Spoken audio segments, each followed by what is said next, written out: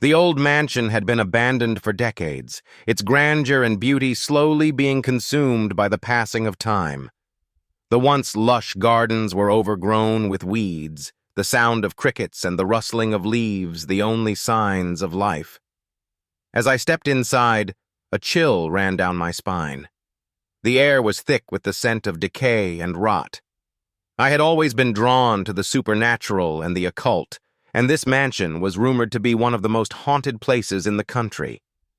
I began to explore, my footsteps echoing off the walls. Every step creaked beneath my feet, as if the house itself was warning me to leave. I ignored the feeling and continued on, my heart racing with excitement. As I reached the top floor, I stumbled upon a door that seemed out of place. It was hidden behind a tattered tapestry, and it looked like it hadn't been opened in years. I pushed it open, and a musty smell wafted out.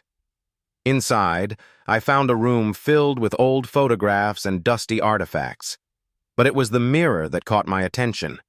It was an antique, with intricate carvings and a glass surface that seemed to ripple and distort. As I approached the mirror, I noticed something strange. My reflection wasn't quite right.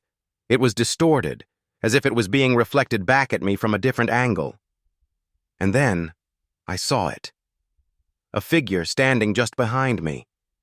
I spun around, but there was no one there. I turned back to the mirror, and the figure was still there, its eyes glowing with an otherworldly light. I tried to step back, but my feet seemed rooted to the spot.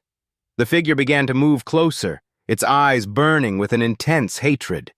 I tried to scream, but my voice was frozen in my throat. And then, everything went black. When I came to, I was lying on the floor, my head throbbing with pain. The mirror was shattered, the glass scattered all over the room. I stumbled to my feet, my heart still racing with fear. As I made my way back downstairs, I couldn't shake the feeling that I was being watched. I glanced back over my shoulder, and that's when I saw it. The figure, standing in the doorway, its eyes still glowing with an intense hatred. I ran, not stopping until I was back in my car, speeding away from the mansion as fast as I could. I never went back, and I never spoke of what happened that day. But sometimes, in the dead of night, I still see the figure, standing in the doorway, its eyes burning with an intense hatred. And I know that I'll never be able to escape the horror that I unleashed that day.